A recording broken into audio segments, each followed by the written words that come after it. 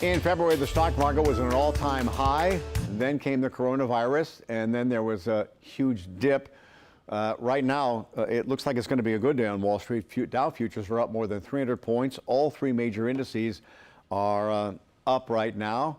But what's the future hold? Our financial advisor, Randy Waesche, is like everybody else. This is just a crazy market, and there's just no way to tell what's going to happen because, I mean, it seems like for no reason it'll crash. Then 2 days later, it's back up to where it was. Eric, we're really looking at, they use the term unprecedented times. When you think of the steepness of the decline, you know, you went from February all-time highs to March 23rd, a 34% correction, and we're now back to almost where we were in February. Those just are periods of time which we've not experienced before. And also what's interesting, we've never had the National Bureau of Economic Research declare a recession as quickly as they have. Yeah. And they've declared one that started in February. And it is kind of weird because, you know, Wall Street and Main Street are in two different universes right now. And there's a lot of answers to that, but think of it fundamentally from a balance sheet perspective. This is an income issue, not a balance sheet issue. The major corporations, well, explain that real quick, Randy. Pardon? Explain that real quick. Okay, think of that, the 07 recession. It was a balance sheet. Your assets minus your liabilities got devastated.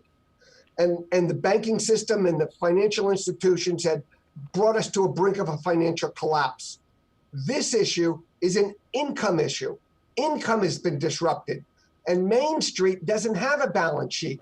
The restaurants, the hairdressers, the small business owners, they've got fundamentally jobs. They don't have a strong balance sheet to withstand disruptions to their income. So what we're seeing on Main Street is income disruption leading to bankruptcies because there isn't a balance sheet. On Wall Street, we're still seeing very solid balance sheets and able to withstand this economic turmoil. And this coronavirus has really shown a lot of systemic problems in this country. You know, a lot of people didn't realize how many people live from paycheck to paycheck. And if the government did not step in, Lord knows where we'd be right now.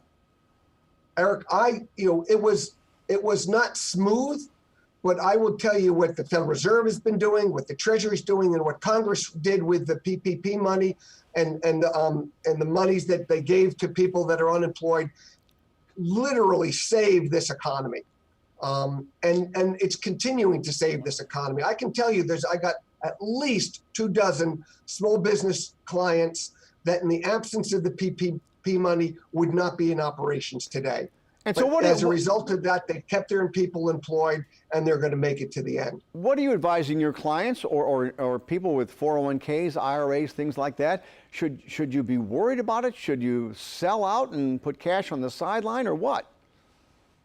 Eric, I wouldn't say worried. I'd say be cautious. The market's gotten ahead of itself. When the Federal Reserve of Atlanta has what they call the GDP now forecast, they're indicating that the second quarter GDP will be negative 48.5% quarter over quarter. That's huge. The forecast for Bloomberg in the subsequent quarters only up 20%. We can't have the sustained economy that we need to look at where the stock market is today. My suspicion is the stock market's gotten way out ahead of itself.